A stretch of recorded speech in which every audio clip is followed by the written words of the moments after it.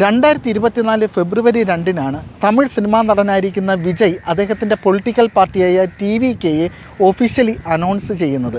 ഏകദേശം 2 വർഷങ്ങൾക്കിപ്പുറം അദ്ദേഹം ഇപ്പോൾ തമിഴ്നാട്ടിൻ്റെ CM ആയിരിക്കുകയാണ്. എങ്ങനെയാണ് തമിഴ്നാട്ടിൻ്റെ മുഖ്യമന്ത്രിയാകാൻ വിജയ്ക്ക് കഴിഞ്ഞത്? റീൽസ് വഴിയാണോ? ഒരിക്കലുമല്ല. അപ്പോൾ പിന്നെ എങ്ങനെയാണ്? 2009 തന്നെ അദ്ദേഹത്തിൻ്റെ ഫാൻസുകാരെയെല്ലാം ഒരു സംഘടനയുടെ കീഴിൽ കൊണ്ടുവരാൻ അദ്ദേഹത്തിന് സാധിച്ചു. ആ സംഘടനയ്ക്ക് അദ്ദേഹം വിളിച്ച പേര് വിജയ് മക്കൾ ഇയക്കം, VMI എന്നായിരുന്നു. വെറുമൊരു സംഘടന മാത്രമായിരുന്നില്ല, സാമൂഹിക പ്രവർത്തനങ്ങൾ ചെയ്യുന്ന ഒരു സംഘടനയായിരുന്നു. പ്രത്യേകിച്ച് സൗജന്യ വിദ്യാഭ്യാസം കൊടുത്തു. ഒരു അധികാരത്തിലില്ലാത്തൊരു വ്യക്തി എങ്ങനെയാണ് അവിടുത്തെ കുട്ടികൾക്ക് സൗജന്യ വിദ്യാഭ്യാസം കൊടുത്തത്?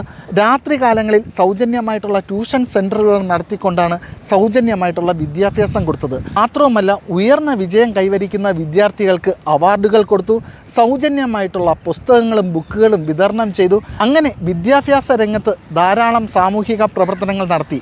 അതിൽ മാത്രം ഒതുക്കിയില്ല, സൗജന്യമായിട്ടുള്ള പൊതിച്ചോറുകൾ, രക്തദാന ക്യാമ്പുകൾ, എല്ലാത്തിനുമുപരി ഓരോ പോലീസ് സ്റ്റേഷനും കേന്ദ്രീകരിച്ചുകൊണ്ട് പാവപ്പെട്ടവർക്ക് നിയമസഹായവും ഈ സംഘടന വഴി നടപ്പിലാക്കി. ഈ സംഘടനയുടെ പ്രവർത്തനം എത്രത്തോളം ജനങ്ങളുടെ കരങ്ങളിൽ എത്തിയെന്ന് മനസ്സിലാക്കുന്നതിലേക്ക് വേണ്ടി 2021 തദ്ദേശ സ്വയംഭരണ വകുപ്പിൽ നടന്ന ഇലക്ഷനിൽ 165 സീറ്റിൽ സ്വതന്ത്ര സ്ഥാനാർത്ഥികളായിട്ട് ആൾക്കാരെ നിർത്തി. ഏകദേശം 115 സീറ്റുകളിൽ അവർ വിജയിക്കുകയും ചെയ്തു. അവിടെ വിജയ് അദ്ദേഹത്തിൻ്റെ മാസ്റ്റർ ബ്രെയിൻ വർക്ക് ചെയ്യിപ്പിച്ചിട്ടുണ്ടായിരുന്നു. എങ്ങനെയാണെന്ന് ചോദിച്ചു കഴിഞ്ഞാൽ, ഈ സ്വതന്ത്ര സ്ഥാനാർത്ഥികൾ എല്ലാവരും വിജയുടെ പേരും അതുപോലെ തന്നെ VMIയുടെ കൊടിയും ഉപയോഗിച്ചാണ് അവിടെ പ്രചരണത്തിന് ഇറങ്ങിയത്. 115 പേരുടെ വിജയം കണ്ടപ്പോൾ വിജയ്ക്ക് കാര്യങ്ങൾ മനസ്സിലായി.